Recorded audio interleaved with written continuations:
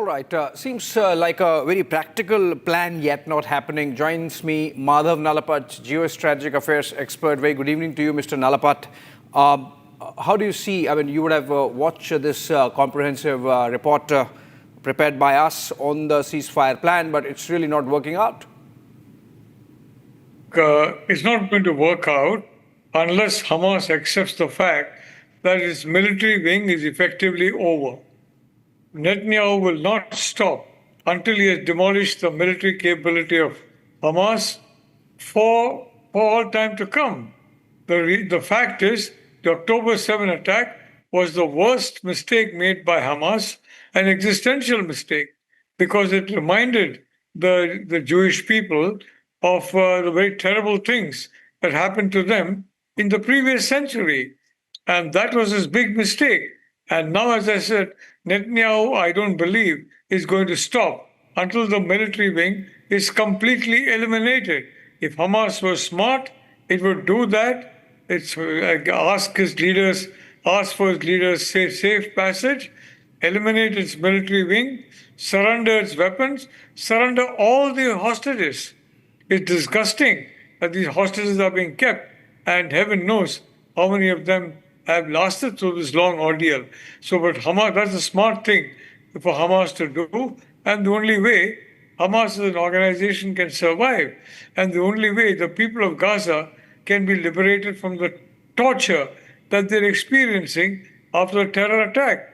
The problem is, Hamas cares nothing for the people of Gaza. All it cares for is, frankly, its military wing. Yeah. All it cares for is the elimination of Israel, and frankly, the elimination of the Jewish people. I mean, I don't think they have the wherewithal left, Mr. Nalapat, to even contemplate that. But it's little painful to see the kind of deliberations that have happened over the last 48 hours. No, we will not release 20 hostages, we will release 10. I mean, this is absolutely a non-starter of a conversation that Hamas has been trying to throw on the Americans more than Israelis, in fact. Look, the military wing controls Hamas, not anything else. And the reality is, the military wing does not want its elimination. But the fact of the matter is, the military wing committed the mistake of its life when it went ahead with that terror attack October 7th, so many years ago. And the reality is that it does not understand that.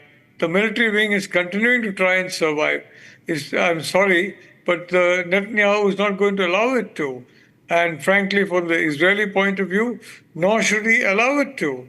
There's no question about that. Hamas, Hezbollah, IRGC, all three have miscalculated the resolve of Israel, and all three have calculated the extent to which President Trump is willing to go to ensure that Israel is protected. He's doing a lot for that, much more, I think, than Biden ever would have. But also, you know, there is the other side, Mr. Nalapat, which is that while Israel says that, okay, fine, we agree for the Witkoff plan and let the Hamas come back and then we go forward.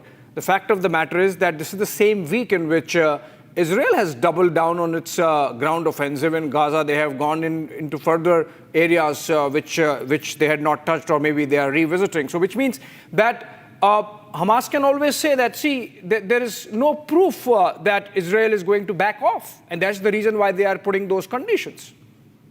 Look, Hamas thought that with so many hostages, it will be spared the kind of retaliation that's now taking place. That was a huge strategic error by Hamas. And frankly, as you correctly said, the people of Gaza are paying the price. Because whether it is the question of Gaza, whether it's a question of Lebanon, and I mean, they're paying the price. I mean, Israel is moving in many directions. I mean, it is blocking access to arms into Gaza and into Lebanon. It was coming through Syria. I have no idea if that new setup in Syria has anything to do with the toppling of a very corrupt Assad regime with, frankly, a terror regime. But I mean, I don't know. I mean, who all are responsible besides Turkey and the obvious culprits. But I want to say very clearly that this is then the end game for the military wing, and sadly, it will involve a lot of quote unquote collateral damage. And I fear that is going to be the situation, because as I said before, the military wing controls Hamas, and the military wing wants somehow to survive, and it believes that the hostages are the only card it has. Frankly, it is disgusting the whole world with its attitude. It should surrender the hostages immediately, all of them. I mean, getting them, going into that terror attack was a huge mistake. Right. The quicker it surrenders, the better, but I don't see that happening, frankly. In which case, Mr. Nalapat, are the Americans really playing around for headlines? Because if the Hamas is not ready, the Israelis absolutely not, then what was the ceasefire announcement about? I mean, like they have done in the case of India, Pakistan, is it just being done to sort of beef up this Trump constituency on ceasefires worldwide? They're succeeding nowhere but continue to claim otherwise. Look, in the case of India and Pakistan, the Pakistan liaison officer with the military and the Indian liaison officer with the military, they came together, and the Pakistanis asked for a cease, and Prime Minister Modi agreed to that on the grounds of humanitarianism, and frankly, he has made it very clear it's a pause. And should there be another terror attack in India, and India has got the necessary expertise and technical skill to ensure that it knows where it is coming from, then the response is going to be all-out war. He will not stop. So this is what's happening here between Israel and Hamas is frankly no ceasefire at all. And so I don't know what the basis is of Mr. Witkoff's optimism, but I think, in my view, a ceasefire is very, very unlikely. Netanyahu is not going to stop until he has destroyed the military wing, and the military wing is going to cling to, whatever cards it has, and it regards the hostages the only card, frankly, which is true. And as a consequence, the people of Gaza will again go through a period of absolute agony. Yeah. Those who are not connected with Hamas and its military wing. In fact, Mr. Nalapat, just as late as 4 days back when Israel took out Mohammed Sinwar, the brother of Yahya Sinwar, effectively the chief of military wing now, but he's gone now, Israel said that they are not going to stop till they completely eliminate the Hamas leadership, and according to them, they are just halfway through. They have a list of about 30, 33.